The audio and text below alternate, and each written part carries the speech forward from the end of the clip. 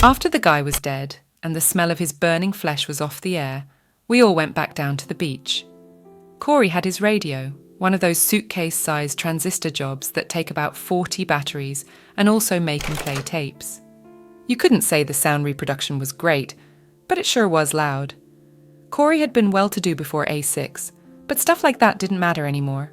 Even his big radio/tape player was hardly more than a nice-looking hunk of junk. There were only 2 radio stations left on the air that we could get. One was WKDM in Portsmouth, some backwoods DJ who had gone nutty religious. He'd play a Perry Como record, say a prayer, bawl, play a Johnny Ray record, read from Psalms, complete with each seller, just like James Dean in East of Eden, then bawl some more. Happy time stuff like that. One day, he sang Bringing in the Sheaves in a cracked, mouldy voice that sent Needles and me into hysterics. The Massachusetts station was better, but we could only get it at night. It was a bunch of kids. I guess they took over the transmitting facilities of WRCO or WBZ after everybody left or died. They only gave gag call letters like WDOP or cunt or WA6 or stuff like that. Really funny, you know. You could die laughing. That was the one we were listening to on the way back to the beach. I was holding hands with Susie. Kelly and Joan were ahead of us, and Needles was already over the brow of the point and out of sight. Corey was bringing up the rear, swinging his radio. The Stones were singing Angie. "Do you love me?" Susie was asking. "That's all I want to know, do you love me?" Susie needed constant reassurance. I was her teddy bear. "No," I said. She was getting fat, and if she lived long enough, which wasn't likely, she would get really flabby. She was already mouthy. "You're rotten," she said, and put a hand to her face. Her lacquered fingernails twinkled dimly with the half-moon that had risen about an hour ago. "Are you going to cry again?" "Shut up." She sounded like she was going to cry again, all right. We came over the ridge and I paused. I always have to pause. Before A6, this had been a public beach. Tourists, picnickers, runny-nosed kids, and fat, baggy grandmothers with sunburned elbows, candy wrappers and popsicle sticks in the sand. All the beautiful people necking on their beach blankets, intermingled stench of exhaust from the parking lot, seaweed and Copperton oil. But now all the dirt and all the crap was gone. The ocean had eaten it, all of it, as casually as you might eat a handful of Cracker Jacks. There were no people to come back and dirty it again, just us, and we weren't enough to make much mess. We loved the beach too, I guess. Hadn't we just offered it a kind of sacrifice? Even Susie, little bitch Susie with her fat ass and her cranberry bell-bottoms. The sand was white and duned, marked only by the high tide line, twisted skein of seaweed, kelp, hunks of driftwood. The moonlight stitched inky crescent-shaped shadows and folds across everything. The deserted lifeguard tower stood white and skeletal some 50 yards from the bathhouse, pointing toward the sky like a fingerbone. And the surf, the night surf, throwing up great bursts of foam, breaking against the headlands for as far as we could see in endless attacks. Maybe that water had been halfway to England the night before. "Angie by the Stones," the cracked voice on Corey's radio said. "I'm sure you dug that one. A blast from the past that's a golden gas, straight from the grooveyard, a platter that matters. I'm Bobby. This was supposed to be Fred's night, but Fred got the flu. He's all swelled up." Susie giggled then, with the first tears still on her eyelashes. I started toward the beach a little faster to keep her quiet. "Wait up!" Corey called. "Bernie! Hey, Bernie, wait up!" The guy on the radio was reading some dirty limericks, and a girl in the background asked him where did he put the beer. He said something back, but by that time we were on the beach. I looked back to see how Corey was doing. He was coming down on his backside as usual, and he looked so ludicrous I felt a little sorry for him. "Run with me," I said to Susie. "Why?" I slapped her on the can and she squealed. "Just because it feels good to run." We ran. She fell behind, panting like a horse and calling for me to slow down. But I put her out of my head. The wind rushed past my ears and blew the hair off my forehead. I could smell the salt in the air, sharp and tart. The surf pounded. The waves were like foamed black glass. I kicked off my rubber sandals and pounded across the sand barefoot, not minding the sharp digs of an occasional shell. My blood roared. And then there was the lean-to with Needles already inside, and Kelly and Joan standing beside it, holding hands and looking at the water. I did a forward roll, feeling sand go down the back of my shirt, and fetched up against Kelly's legs. He fell on top of me and rubbed my face in the sand while Joan laughed. We got up and grinned at each other. Susie had given up running and was plodding toward us. Corey had almost caught up to her. "Some fire," Kelly said. "Do you think he came all the way from New York like he said?" Joan asked. "I don't know." I couldn't see that it mattered anyway. He had been behind the wheel of a big Lincoln when we found him, semi-conscious and raving. His head was bloated to the size of a football and his neck looked like a sausage. He had Captain Trips and not far to go either. So we took him up to the point that overlooks the beach and burned him. He said his name was Alvin Sackheim. He kept calling for his grandmother. He thought Susie was his grandmother. This struck her funny, God knows why. The strangest things strike Susie funny. It was Corey's idea to burn him up, but it started off as a joke.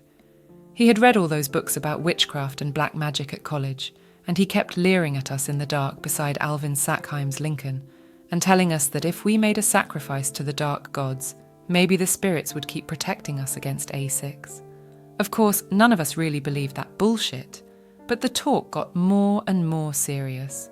It was a new thing to do, and finally, we went ahead and did it. We tied him to the observation gadget up there. You put a dime in it, and on a clear day you can see all the way to Portland Headlight. We tied him with our belts, and then we went rooting around for dry brush and hunks of driftwood like kids playing a new kind of hide and seek.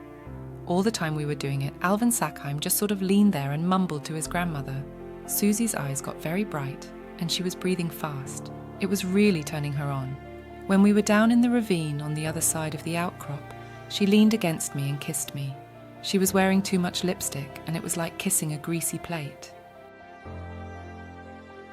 He knew. He shrugged and turned on his side. "It doesn't matter. We smoked, and I watched the surf come in and go out. Needles had Captain Trips. That made everything real all over again. It was late August already, and in a couple of weeks the first chill of fall would be creeping in. Time to move inside someplace. Winter. Dead by Christmas maybe, all of us. In somebody's front room with Corey's expensive radio/tape player on top of a bookcase full of Reader's Digest condensed books and the weak winter sun lying on the rug in meaningless window pane patterns. The vision was clear enough to make me shudder. Nobody should think about winter in August. It's like a goose walking over your grave." Needles laughed. "See? You do think about it." What could I say? I stood up. "Going to look for Susie. Maybe we're the last people on Earth, Bernie. Did you ever think of that?" In the faint moonlight, he already looked half dead, with circles under his eyes and pallid, unmoving fingers like pencils. I walked down to the water and looked out across it. There was nothing to see but the restless, moving humps of the waves, topped by delicate curls of foam. The thunder of the breakers was tremendous down here, bigger than the world, like standing inside a thunderstorm. I closed my eyes and rocked on my bare feet. The sand was cold and damp and packed. And if we were the last people on Earth, so what? This would go on as long as there was a moon to pool the water. Susie and Corey were up the beach. Susie was riding him as if he were a bucking bronc, pounding his head into the running boil of the water. Corey was flailing and splashing. They were both soaked. I walked down and pushed her off with my foot. Corey splashed away on all fours, spluttering and woofing. "I hate you!" Susie screamed at me. Her mouth was a dark, grinning crescent. It looked like the entrance to a fun house. When I was a kid, my mother used to take us kids to Harrison State Park, and there was a fun house with a big clown face on the front, and you walked in through the mouth. "Come on, Susie, up, Fido." I held out my hand. She took it doubtfully and stood up. There was damp sand clotted on her blouse and skin. "You didn't have to push me, Bernie. You don't ever... Come on." She wasn't like a jukebox. You never had to put in a dime, and she never came unplugged. We walked up the beach toward the main concession. The man who ran the place had had a small overhead apartment. There was a bed. She didn't really deserve a bed, but Needles was right about that. It didn't matter. No one was really scoring the game anymore. The stairs went up the side of the building, but I paused for just a minute to look in the broken window at the dusty wares inside that no one had cared enough about to loot. Stacks of sweatshirts, Anson Beach, and a picture of sky and waves printed on the front. Glittering bracelets that would green the wrist on the second day. Bright junk earrings, beach balls, dirty greeting cards, badly painted ceramic Madonnas, plastic vomit, so realistic, try it on your wife. 4th of July sparklers for a 4th that never was. Beach towels with a voluptuous girl in a bikini standing amid the names of 100 famous resort areas. Pennants, souvenir of Anson Beach and Park, balloons, bathing suits. There was a snack bar up front with a big sign saying, "Try our clam cake special." I used to come to Anson Beach a lot when I was still in high school. That was 7 years before A6, and I was going with a girl named Maureen. She was a big girl. She had a pink checked bathing suit. I used to tell her it looked like a tablecloth. We had walked along the boardwalk in front of this place, barefoot, the boards hot and sandy beneath our heels. We had never tried the clam cake special. "What are you looking at?" "Nothing, come on." I had sweaty, ugly dreams about Alvin Sackheim. He was propped behind the wheel of his shiny yellow Lincoln, talking about his grandmother. He was nothing but a bloated, blackened head and a charred skeleton. He smelled burnt. He talked on, and after a while I couldn't make out a single word. I woke up breathing hard. Susie was sprawled across my thighs, pale and bloated. My watch said 3:50, but it had stopped. It was still dark out. The surf pounded and smashed. High tide. Make it 4:15. Light soon. I got out of bed and went to the doorway. The sea breeze felt fine against my hot body. In spite of it all, I didn't want to die. I went over in the corner and grabbed a beer. There were 3 or 4 cases of Bud stacked against the wall. It was warm because there was no electricity. I don't mind warm beer like some people do, though. It just foams a little more. Beer is beer. I went back out on the landing and sat down and pulled the ring tab and drank up. So, here we were with the whole human race wiped out. Not by atomic weapons or biowarfare or pollution or anything grand like that, just the flu. I'd like to put down a huge plaque somewhere in the Bonneville Salt Flats, maybe. Bronze Square. 3 miles on a side, and in big raised letters it would say, for the benefit of any landing aliens, "Just the flu." I tossed the beer can over the side. It landed with a hollow clank on the cement walk that went around the building.